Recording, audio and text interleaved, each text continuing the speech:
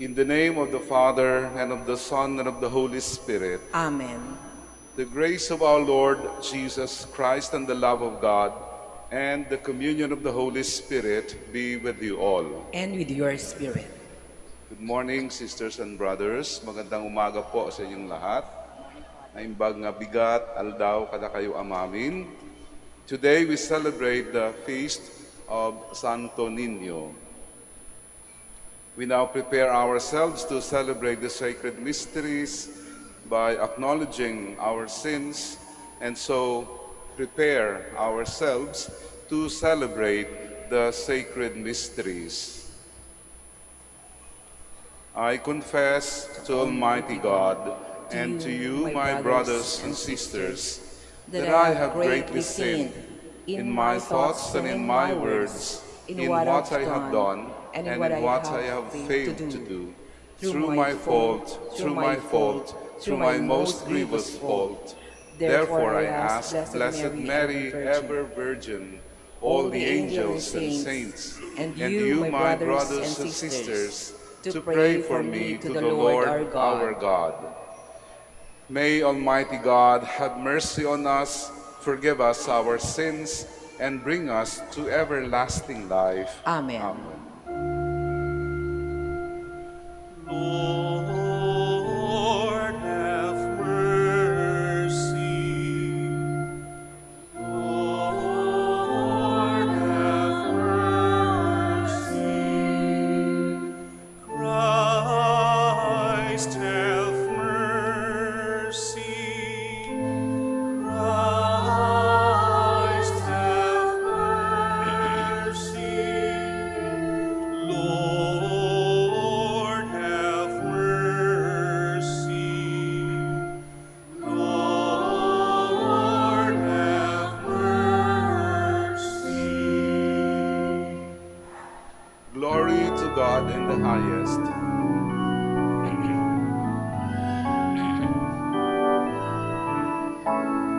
Glory to God, glory to God, glory to God in the highest, and on earth peace, to people of good will. We praise you, We bless you, we adore you, we glorify you, we give you thanks for your great glory, Lord God, heavenly King, O God, Almighty Father, Lord Jesus Christ, only begotten Son, Lord God, Lamb of God, Son of the Father, you take away the sins of the world, have mercy on us. You take away the sins of the world, receive our prayer. You are seated at the right hand of the Father. Have mercy on us, for you alone are the Holy One. You alone are the Lord. You alone are the Most High, Jesus Christ. With the Holy Spirit, in the glory of God the Father. Amen. Amen. Let us pray. Almighty God, your only Son, begotten from all ages, humbled himself as a child in Nazareth and became subject to Mary and Joseph. Grant that we may learn from his example to embrace you with your will in all things, and holding fast to the dignity of all, serve our lowly brothers and sisters with open hands and gentle heart. We ask this through our Lord Jesus Christ, your Son, who lives and reigns with you in the unity of the Holy Spirit, God, forever and ever. Amen. Please be seated. Isaiah prophesies that through the child who shall be called Prince of Peace, the Lord will grant peace and rejoicing to his people. A reading from the book of Prophet Isaiah. The people who walked in darkness have seen a great light. Upon those who dwelt in the land of gloom, a light has shone. You have brought them abundant joy and great rejoicing, as they rejoice before you as the harvest, as men make merry when dividing spoils. For the yoke that burdened them, the pole on their shoulder, and the rod of their taskmaster you have smashed, as on the day of Midian. For every boot that tramped in battle, every cloak rolled in blood, will be burned as fuel for flames. For a child is born to us, a son is given us, upon his shoulder dominion rests. They name him Wonder Counselor, God Hero, Father forever, Prince of Peace. His dominion is vast and forever peaceful, from David's throne and over his kingdom, which he confirms and sustains by judgment and justice, both now and forever. The zeal of the Lord of hosts will do this. The word of the Lord. Thanks be to God.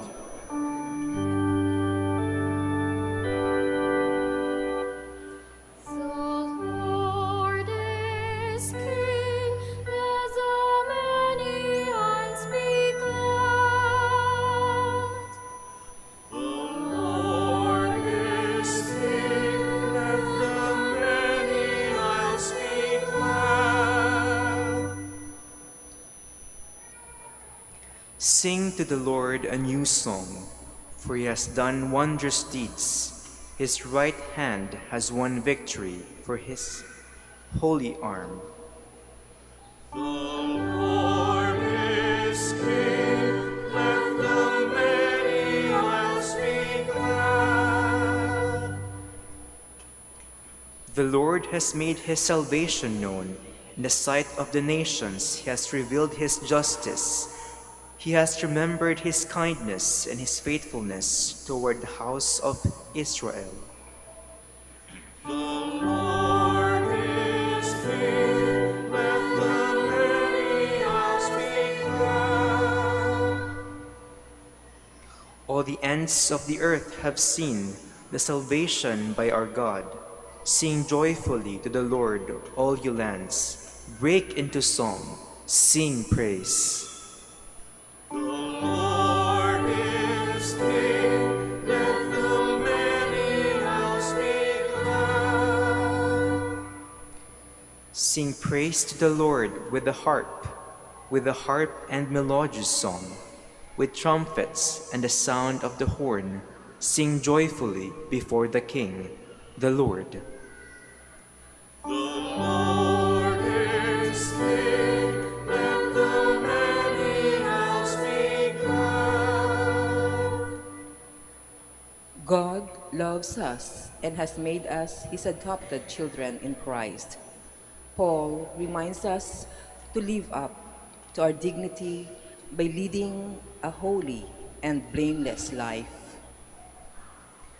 A reading from the letter of St. Paul to the Ephesians. Blessed be the God and Father of our Lord Jesus Christ, who has blessed us in Christ with every spiritual blessing in the heavens, as He chose us in Him before the foundation of the world, to be holy and without blemish before Him. In love, He destined us for adoption to Himself through Jesus Christ, in accord with the favor of His will, for the praise of the glory of His grace that He granted us in the Beloved. Therefore, I too, hearing of your faith in the Lord Jesus, and of your love for all the holy ones, do not cease giving thanks for you, remembering you in my prayers, that the God of our Lord Jesus Christ, the Father of glory, may give you a spirit of wisdom and revelation resulting in knowledge of Him. May the eyes of our hearts be enlightened, that you may know what is the hope that belongs to His call, what are the riches of glory and His inheritance among the holy ones. The word of the Lord. Thanks be to God. Please all stand. Alleluia, alleluia, alleluia.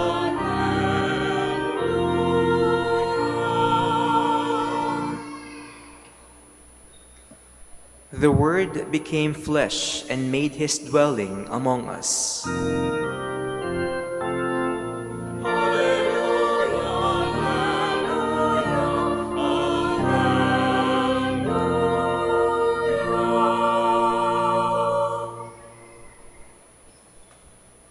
The Lord be with you. And with your spirit. A reading from the Holy Gospel according to Saint Mark. Glory to you, O Lord.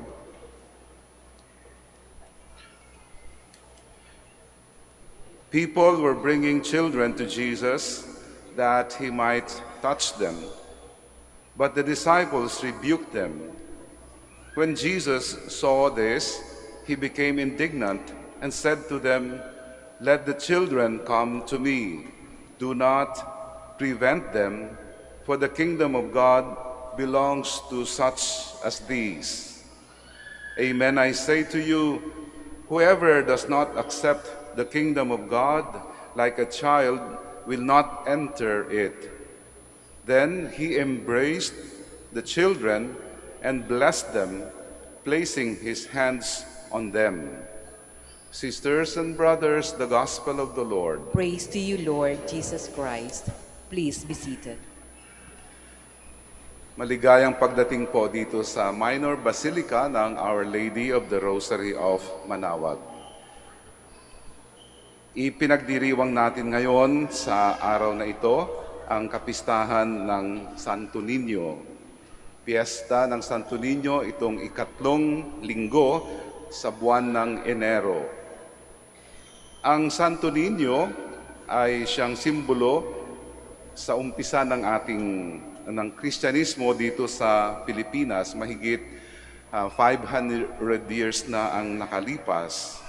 Ang debosyon sa Santo Niño ay kalakip sa kasaysayan ng ating bansa. Noong dumating sa ating mga kapuluan si Magellan at mga kasama noong March 16, 1521. Isa sa kanilang mga daladala na mga imahen ay ang Santo Niño na ipinagkaloob kay Hara Humamay, ang may bahay ni Raha Humabon, bilang regalo noong sila at ang kanyang buong tribo ay nagpabinyag bilang mga Kristiyano. At taon-taon, ipinagdiriwang ang Sinulog Festival doon po sa Cebu. Tinatanghal ito taon-taon bilang parangal sa Santo Niño. Mga kapatid, ano ang pagninilayan natin ngayon sa araw na ito? Anya dagiti masapol mayat nga pagpampanunutan tayo, itat nga aldaw, nga ag-celebrar tayo iti piyesta ni Santo Niño. Mga kapatid, may dalawang bagay tayong pagninilayan. Ang una ay ang parang reaksyon ng ating Panginoong Hesukristo nung mapansin niya na pinagbabawalan ng mga alagad ang mga bata na lumapit sa Kanya. Ano-ano ang mga maaari nating isipin, pagnilayan dito sa mga sinabi at ginawa ng ating Panginoong Hesukristo sa mga bata. At ang pangalawa, pagninilayan din natin ang mga katangian ng mga bata. Mga katangian ng mga bata na hindi dapat mawala sa atin na mga matatanda upang tayo ay makapasok sa kaharian ng Diyos. Dahil sabi ng ating Panginoong Hesukristo, ang kaharian ng Diyos ay para sa kanila, para sa mga bata. So mga kapatid,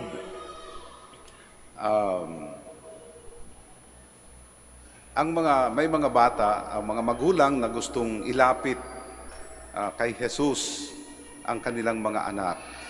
At marahil sa pag-aakala ng mga alagad na si Jesus ay para bang meron pang mas mga mahahalagang gawain at kakausapin na mga matatanda o di kaya may edad na, baliwala ang mga bata.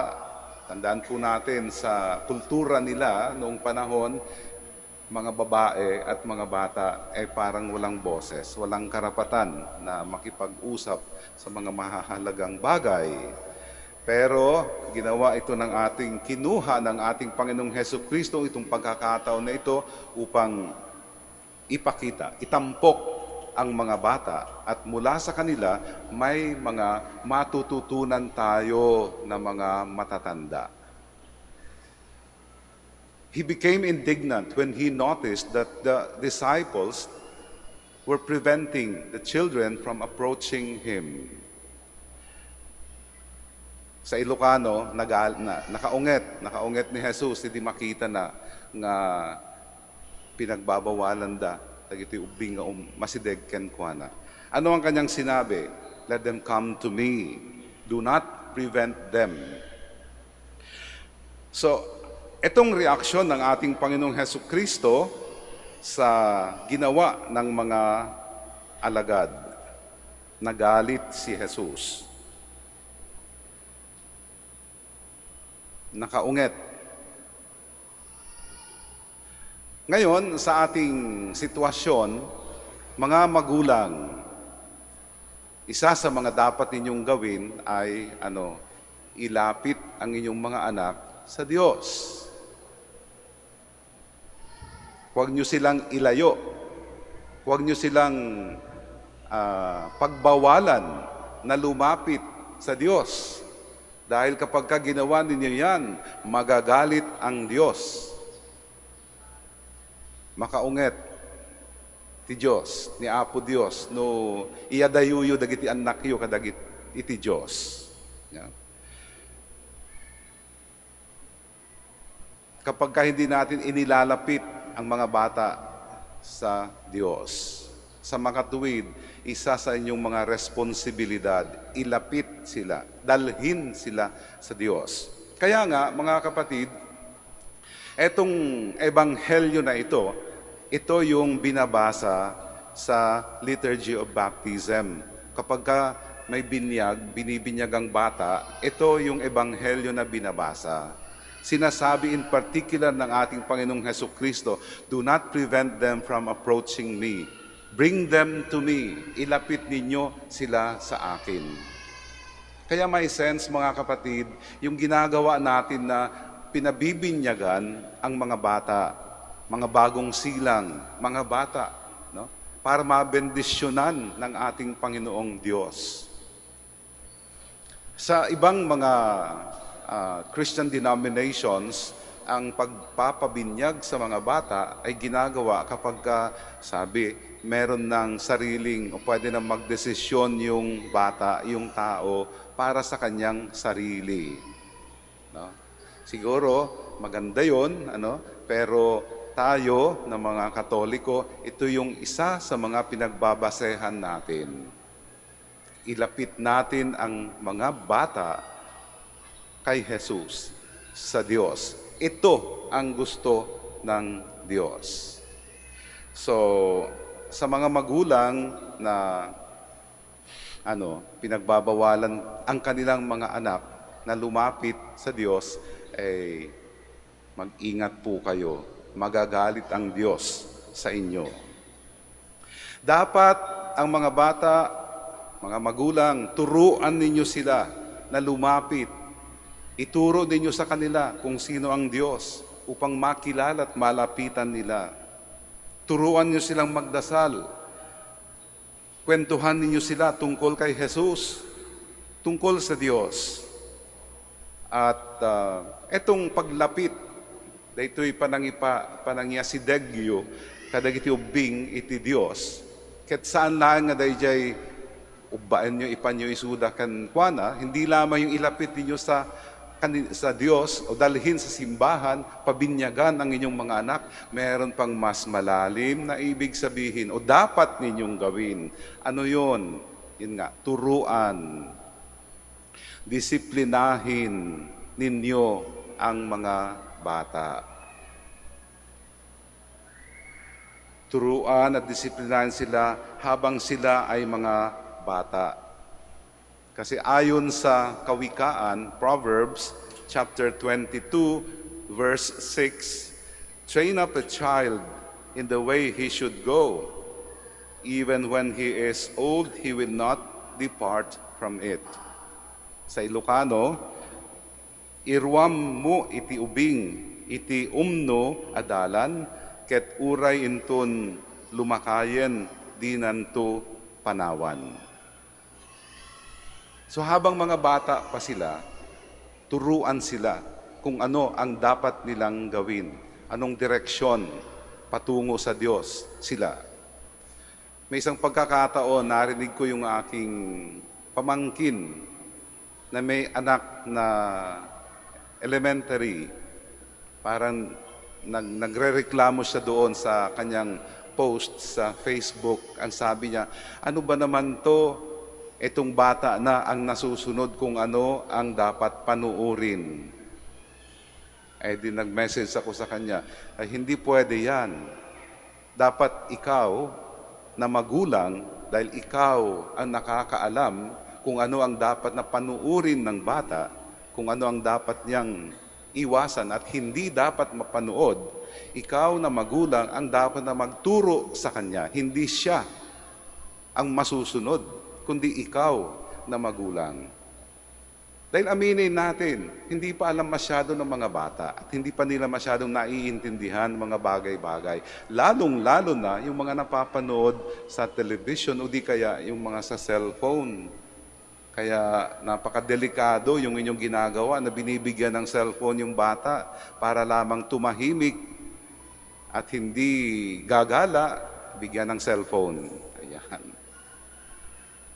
Kayo dapat, pati yung pagkontrol ng mga salita. Kapag meron silang natututunan ng mga salita sa labas na hindi maganda, masamang mga salita. Alam nyo, may mga magulang na natatawa at parang nakukyutan kapag naririnig nila yung mga anak nila na nagmumura o di kaya nagsasalita ng hindi maganda. Ay hindi po tama yun.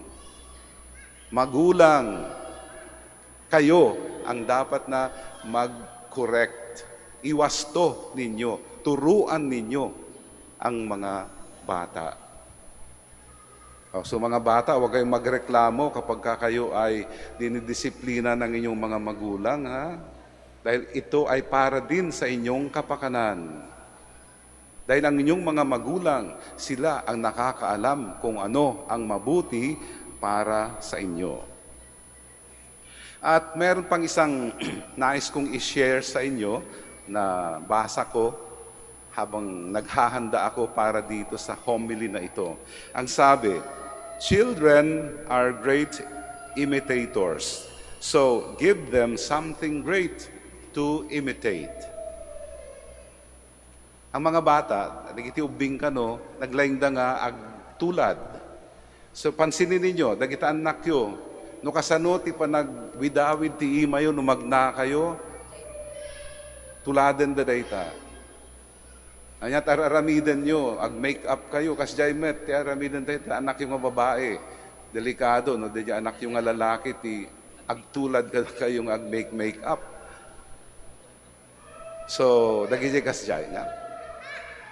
Great imitators.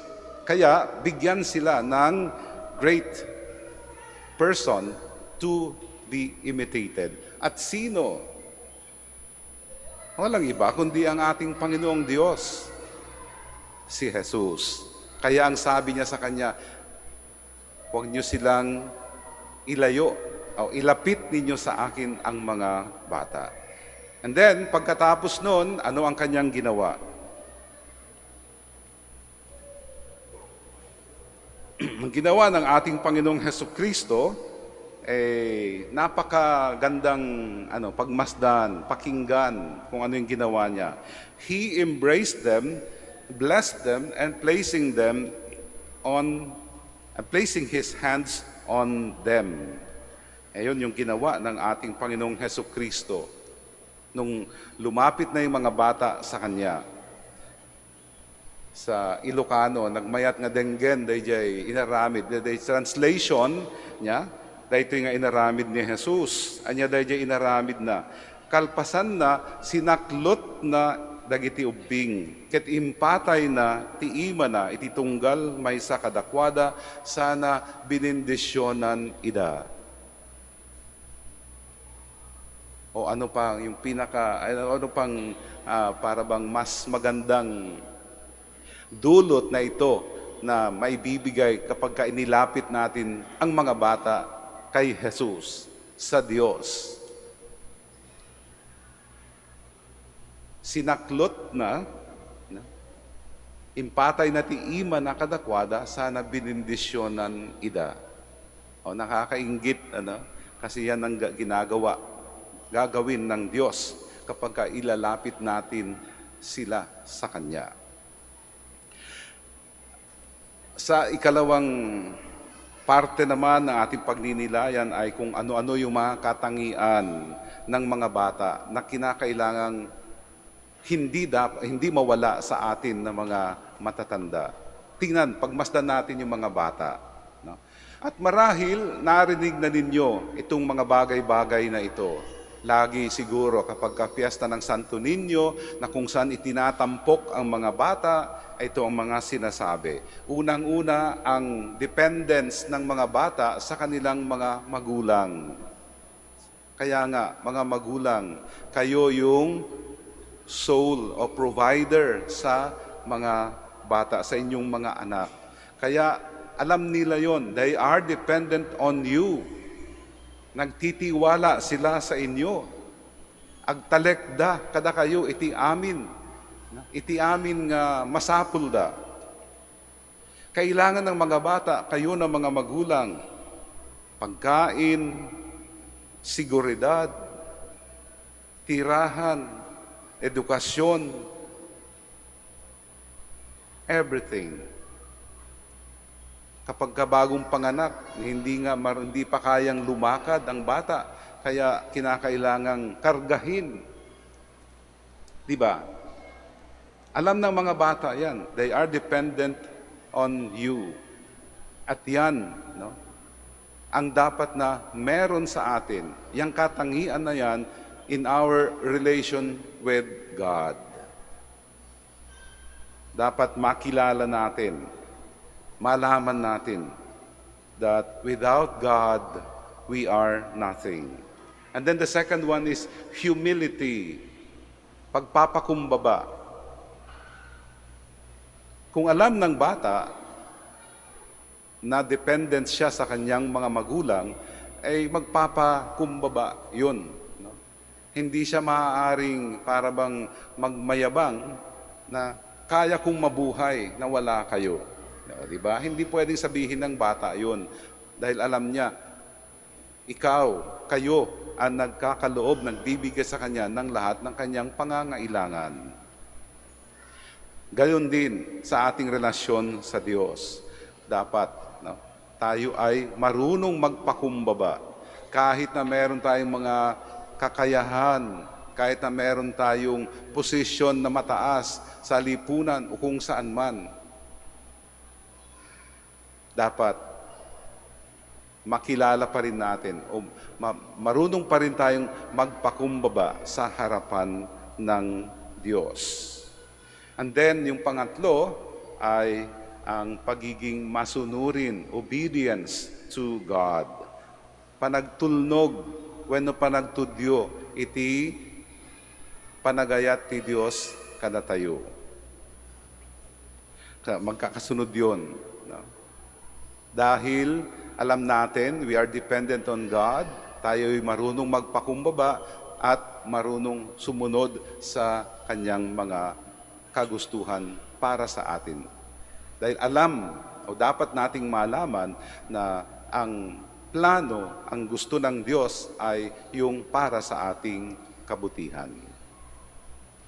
So mga kapatid, sa pagpapatuloy ng ating pagdiriwang ng banal na misa sa kapistahan ng Santo Niño, ito po yung mga pagpapatuloy nating pagninilayan, hindi lamang sa araw na ito, kundi sa bawat yugto, lalong-lalo na sa may mga anak, may mga bata na nakasama sa bahay.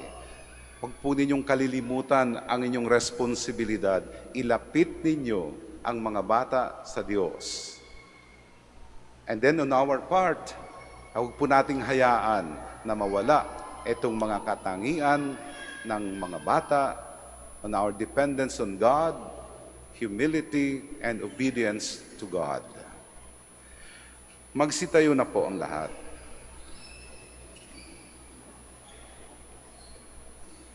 I believe in one God, the Father Almighty, maker of heaven and earth, of all things visible and invisible.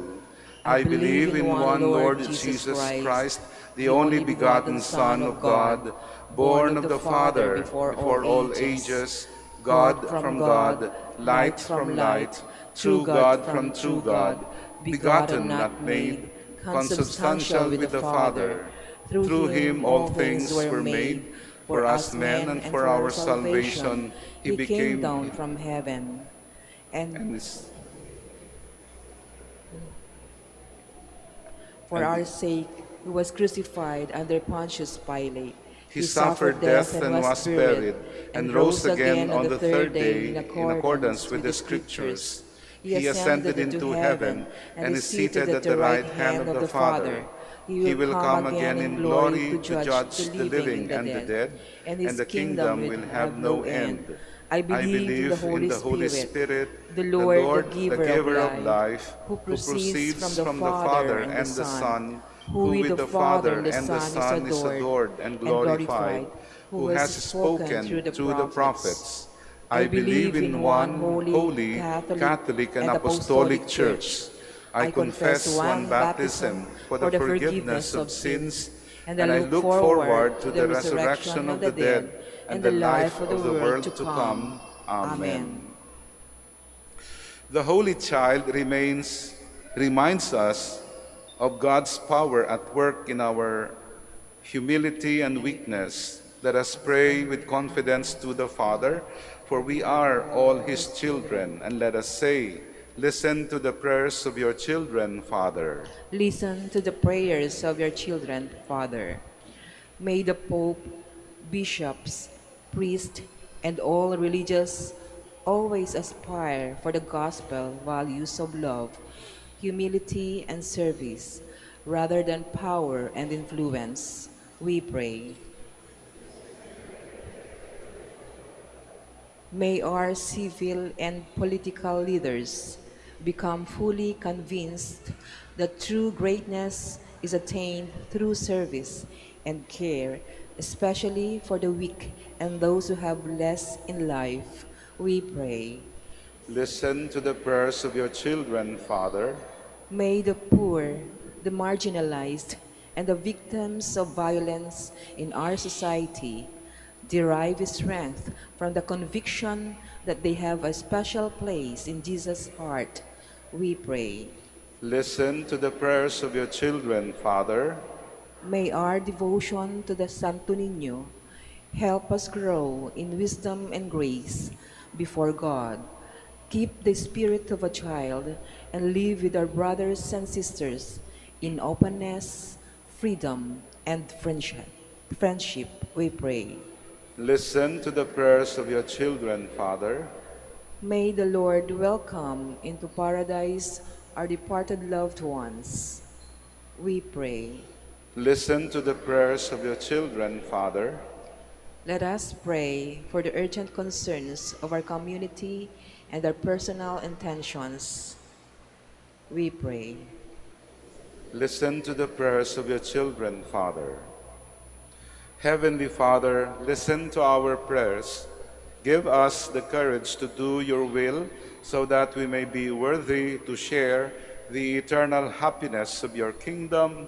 We ask this through Christ our Lord. Amen. Please be seated.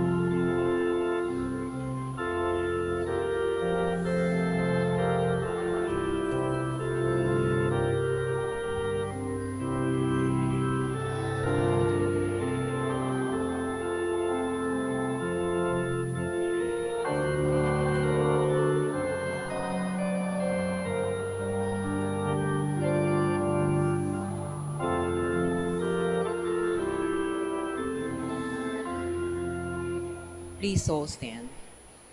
Pray, sisters and brothers, that my sacrifice and yours may be acceptable to God, the Almighty Father. May the Lord accept the sacrifice at your hands for the praise and glory of his name, for our good and the good of all his holy church. God, our Creator, we offer the gifts of bread and wine to recall the childhood of your only Son. Let our offering become the sacrifice of him who brought forgiveness and peace to the world. Grant this through Christ our Lord. Amen. The Lord be with you. And with your spirit, Lift up your hearts. we lift them up to the Lord. Let us give thanks to the Lord our God. It is right and just. It is truly right and just, our duty and our salvation, always and everywhere to give you thanks, Lord, Holy Father, Almighty and eternal God, through Christ our Lord. For on the feast of this awe-filled mystery, though invisible in his own divine nature, he has appeared visibly in ours, and begotten before all ages, he had begun to exist in time, so that, raising up in himself all that was cast down, he might restore unity to all creation and call straying humanity back to the Heaven and earth are full of your glory. Hosanna in the highest.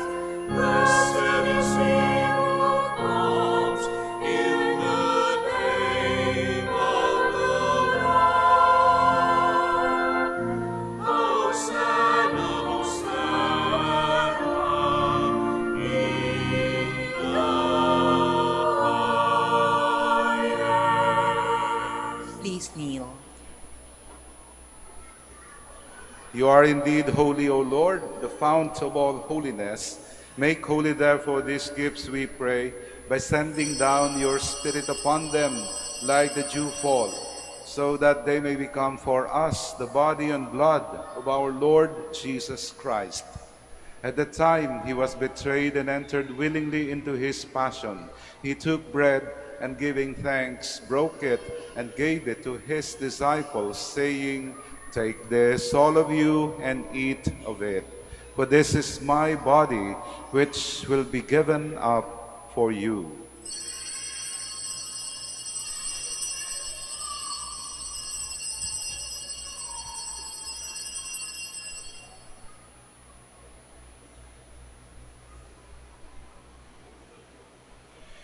In a similar way, when supper was ended, he took the chalice, and once more giving thanks, he gave it to his disciples, saying, "Take this, all of you, and drink from it.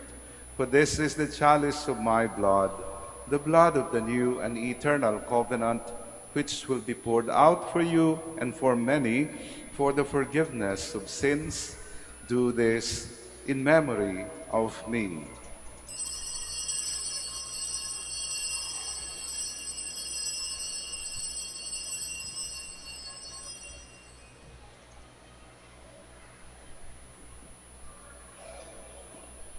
The mystery of faith. When we eat this bread and drink this cup, we proclaim your death, O Lord, until you come again. Therefore, as we celebrate the memorial of his death and resurrection, we offer you, Lord, the bread of life and the chalice of salvation, giving thanks that you have held us worthy to be in your presence and minister to you. Humbly we pray that, partaking of the body and blood of Christ, we may be gathered into one by the Holy Spirit. Remember, Lord, your church spread throughout the world, and bring her to the fullness of charity, together with Francis, our Pope, and Socrates, our Bishop, and all the clergy. Remember also our brothers and sisters who have fallen asleep in the hope of the resurrection, and all who have died in your mercy. Welcome them into the light of your face. Have mercy on us all, we pray, that with the Blessed Virgin Mary, the Mother of God, with Blessed Joseph, her spouse, with the blessed apostles, and all the saints who have pleased you throughout the ages, we may merit to be co-heirs to eternal life, and may praise and glorify you through your Son, Jesus Christ. Through him, and with him, and in him, O God, Almighty Father, in the unity of the Holy Spirit, all glory and honor is yours forever and ever.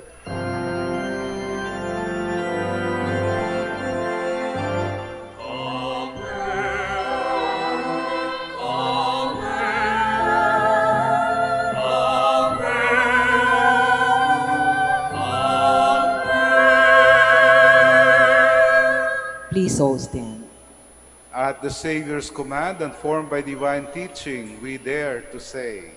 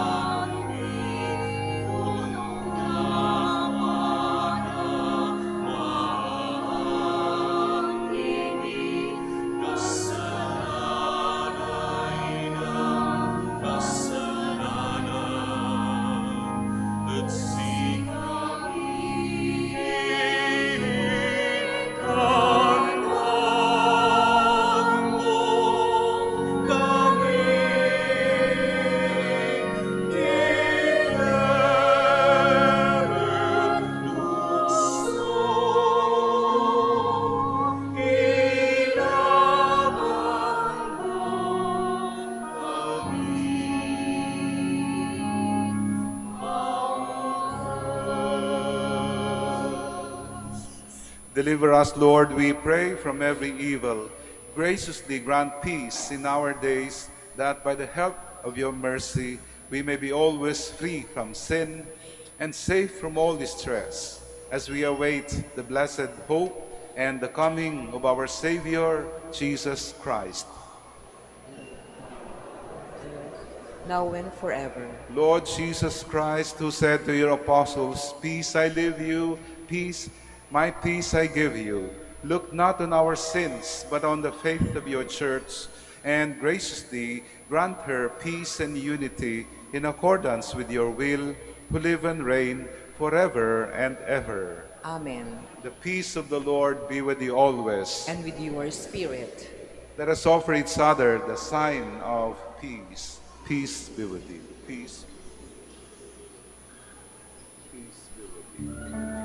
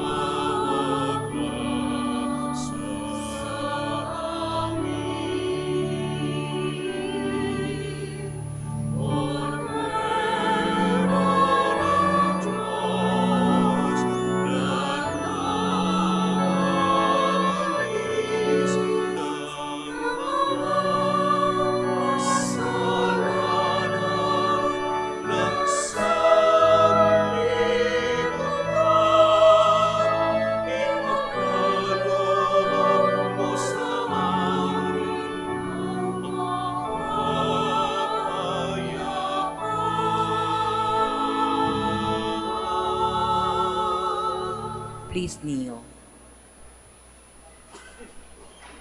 Behold the Lamb of God, behold him who takes away the sins of the world. Blessed are those called to the supper of the Lamb. Lord, Lord, I am not worthy that you should enter under my roof, but only say the word, and my soul shall be healed.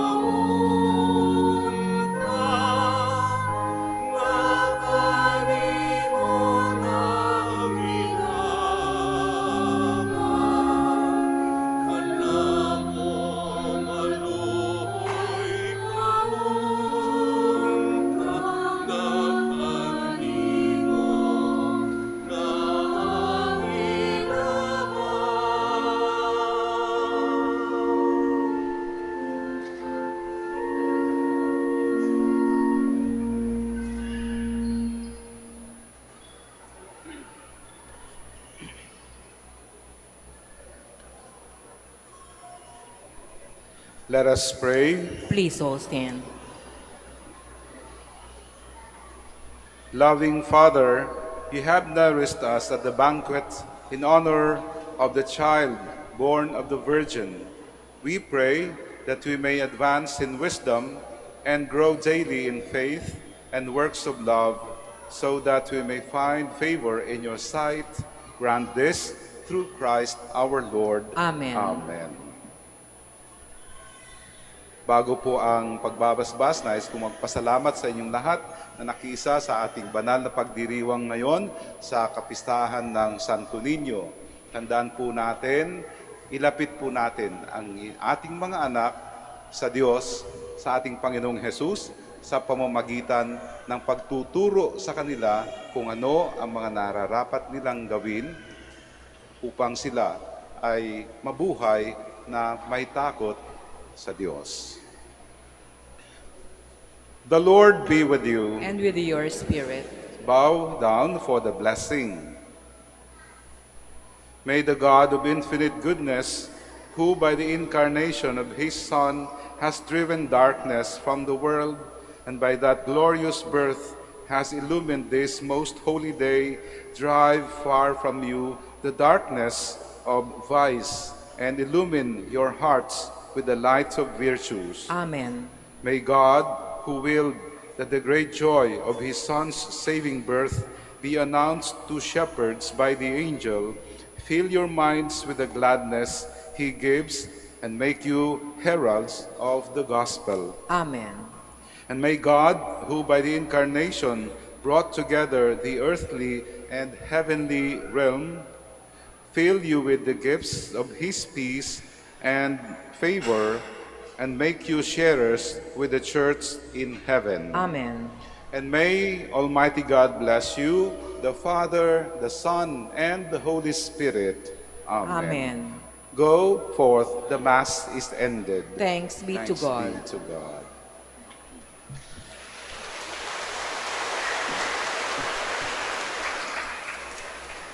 We shall now have the blessing of the sick and the blessing of rosaries and other religious articles. By your blessing, you give us strength, Almighty Father, and support in our frailty.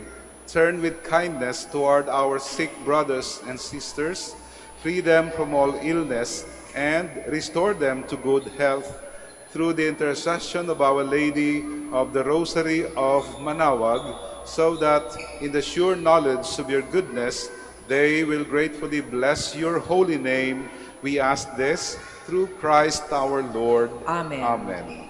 In memory of the mysteries of the life, death, and resurrection of our Lord Jesus Christ, and to the honor and glory of the Blessed Virgin Mary, Our Lady of the Rosary of Manaoag, may these rosaries, images, candles, and other religious articles be blessed and made holy in the name of the Father, and of the Son, and of the Holy Spirit. Amen. Amen.